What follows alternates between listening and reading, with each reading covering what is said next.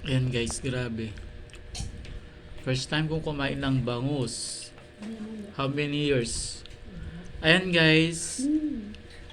Simula nung nalunok ko yung ito yung mga natira ng after New Year. Ang dami pang prutas. Nalagay lahat sa rep, walang kumain kagabi. So, ito talaga yung memorable ko ngayong 2024. Ito, kumain ng bangus na hindi ko talaga kinakain yung bangus. Paborito ni Pizza. Hindi na paborito niya. Ayan. So, pandemic, 2020, 2021, 22, 23, 2019 kumain ako ng last. 2024 lang ako guys. January 1, kumain ako ng bangus. Grabe. Sarap pero grabe. Kasi muntik akong mamatay dito eh. Dahil sa snake. Pero, binalik ko ngayon. So, ayan. Dito lahat ng walang kumain. Ayan. Cake, pati dinagalaw. Ang kumain. Yan, yung ito eh. Ano ito? Yung mga macaroni siya. Nako, yung mga Shanghai, walang kumain. Ano ba to? Giniling. Giniling. Di pa namin nuluto itong spag kasi tinamad na. Ay, hindi pa maubos. Ano ba to? Kasi hindi maubos. Ayan. Yung laman ng rep. Itong manok, hindi na kami nagprito kasi walang kakain din.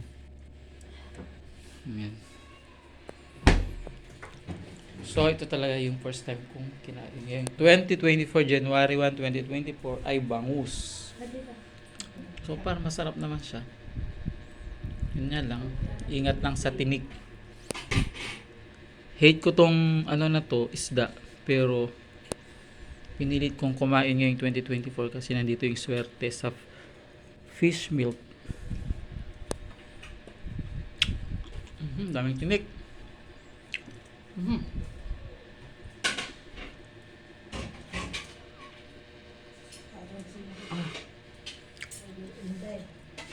Kasi si binanata, hindi na.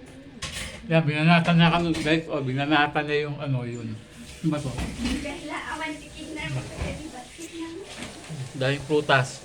Wala naman kumain. Maganda mamaya i-shake natin itong mango. Kainin nyo yan kasi sayang ang pera.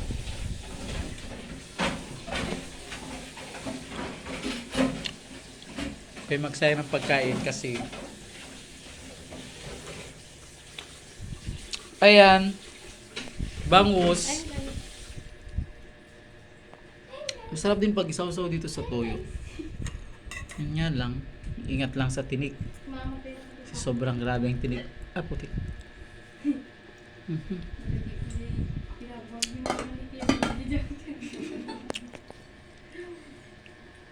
So, ang masarap na yun. Ang masarap sabi ni Mama. Longgan. Mamaya, I-shake natin yan. pakwan. Masarap yan.